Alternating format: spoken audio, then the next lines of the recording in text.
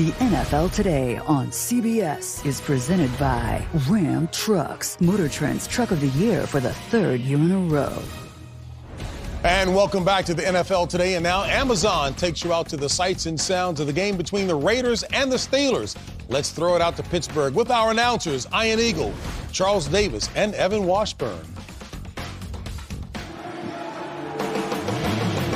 JB, the fans are back in the neighborhood here in the Steel City. Today, we've got two storied franchises in an AFC showdown. The Las Vegas Raiders and the Pittsburgh Steelers Week 2 action from Heinz Field.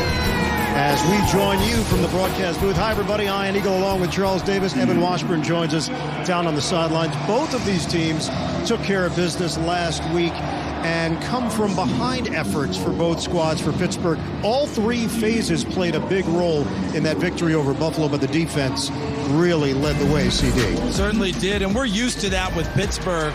T.J. Watt, he's back and really announced his presence, didn't he? Strip sack there at Josh. How about Cameron Hayward? Wrecked everything from inside out, really filled up the stat sheet. And the acquisition of Melvin Ingram paid big dividends on week 1 coming off the edge. In the second half, they were lights out. They made life very difficult for Josh Allen.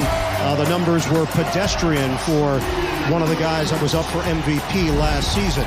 Meanwhile, on offense, took a little time, but in that second half, Ben Roethlisberger found some rhythm in this Matt Canada offense. He certainly did, and he relied on his receiver core, a group that he really likes a lot.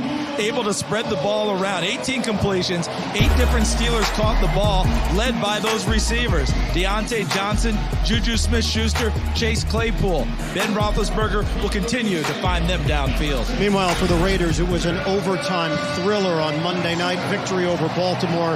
Derek Carr, immense numbers.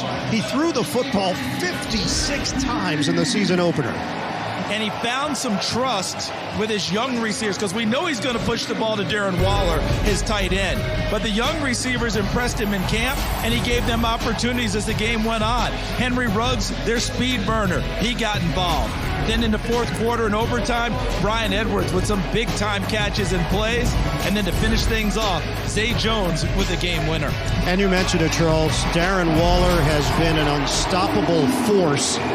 19 targets last week, 10 catches, over 100 yards. John Gruden this week called him the best player he has ever coached. High praise from the head man of the Raiders. Both teams are dealing with a bunch of injuries right now. Let's get more from Evan. Yeah, and major storyline ahead of this one. For the Raiders, they're down 3 starters, 2 on the offensive line, and then Pro Bowl running back Josh Jacobs out with the toe and ankle injuries. Look for Peyton Barber to pick up his role in this offense alongside Kenyon Drake. Then for the Steelers, guys, they got out of the game Sunday relatively clean, but then had a tough practice on Friday for both Joe Hayden and Devin Bush suffered groin injuries. They were game-time decisions out on the field during warm-ups, but they will not go in this one. All right, Evan, 30th all-time meeting between the Raiders and the Steelers. Both teams enter action at 1-0. We got the fans back at Heinz Field. It's going to be loud, raucous, and we've got it for you today on CBS.